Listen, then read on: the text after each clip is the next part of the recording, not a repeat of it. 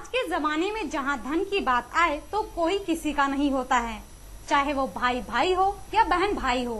वो धन के लिए कुछ भी कर गुजरने को तैयार हो जाते हैं। अगर इस कलयुग में ईमानदारी की बात की जाए तो वह आश्चर्यजनक सुनने में जरूर लगेगी, लेकिन ये सत्य कर दिखाया है सुरेश आंग्रे ने। सुरेश आंग्रे रोज की तरह चर्चगेट से बोरीवली जा रहे थे कि बोरीवली स्टेशन पर उतरते वक्त उन्होंने देखा कि एक लावारिस बैग ट्रेन के कंपार्टमेंट में पड़ी हुई थी।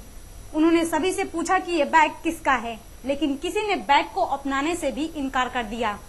सुरेश आंग्रे ने बैग को खोलकर देखा तो उसके अंदर मिठाई के डिब्बे पड़े दिखे और उसे वापस बंद कर घर ले गए और घर जाकर देखा तो उस मिठाई के डिब्बे में सोने के आभूषण थे और उसमें एक विजिटिंग कार्ड भी था। उन्होंने दूसरे दिन उस कार्ड के पते पर जाकर उस आदमी की खोज की और पूछा कि क्या आपका कोई सामान खो गया है, तो उस व्यक्ति ने कहा कि मेरे सोने के आभूषण खो गए हैं। सुरेश ने कहा कि वो मेरे पास हैं और अपने घर का पता देकर उसे घर बुलवाया और उस आभूषण को आरपीएफ के वरिष्ठ पुलिस निरीक्षक टीएम कार्यकर्ता के सामने दिया।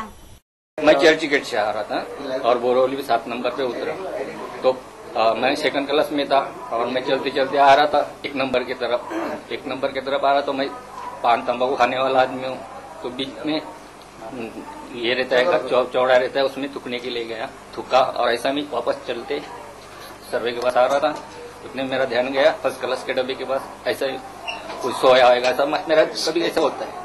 तो देखा तो सामने मेरे को बैग देखा, कोई डब्बे में कोई नहीं है और सामने बैग पड़ा है। अभी गाड़ी छूटने का टाइमिंग है, पब्लिक कोई ज्यादा कोई नहीं है, तो किसका है क्या मालूम।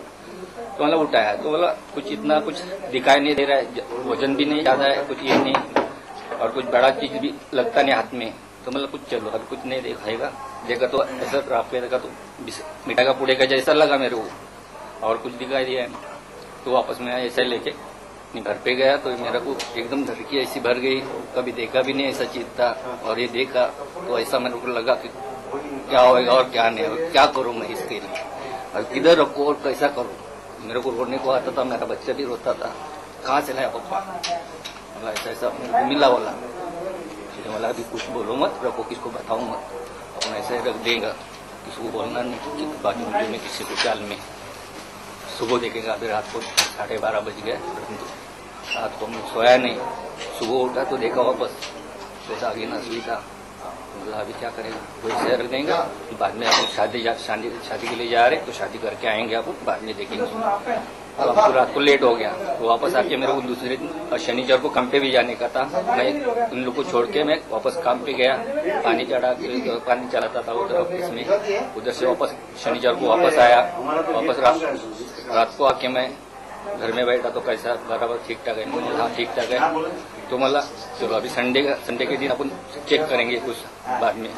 तो चेक का तो उसमें कुछ पेपर वेपर थे नहीं, खाली एक ऐसा एक मिठाई का पुड़े के जैसा बॉक्स मिला, उसमें ये था गोल्ड था सब।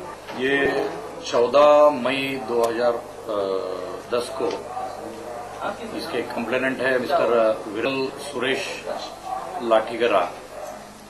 ये उनके पिताजी और चाचा जी, इनके साथ इनका जवी बाजार में दुकान है ज्वेलरी मेकिंग का।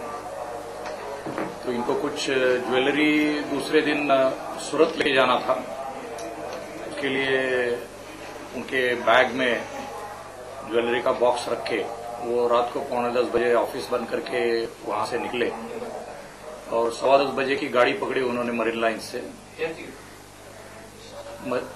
से गाड़ी पकड़ी और वो बोरीवली प्लेटफॉर्म नंबर 7 पे गाड़ी आ गई।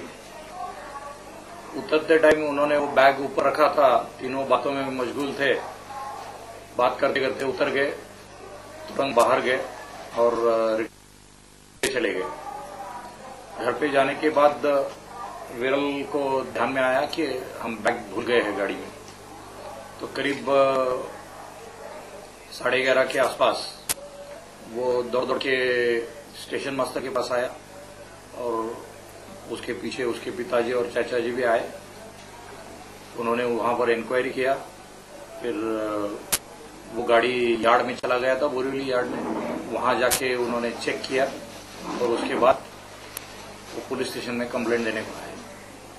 ये एक भले आदमी है, अच्छे आदमी है, मिस्टर सुरेश आंग्रे, उनको उस दिन ट्रेन में से उतर के चल के वापस जाते टाइम वो बैग रैक पर दिखाई दिया। उन्होंने गाड़ी में चढ़ने वाले एक दो लोगों से पूछा, लेकिन उन्होंने इनकार किया कि ये उनका है। तो उन्होंने सोचा अभी लेके क्या करने का, तो वो घर पे गए, बोले जिसका है उसको दे देंगे। घर पे जाके उन्होंने देखा तो वो मिठाई के बॉक्स में वो सब गहने देख के वो हैरान हो गए। C24 न्यूज के लिए आनंद के साथ रेणु तिवारी की रिपोर्ट।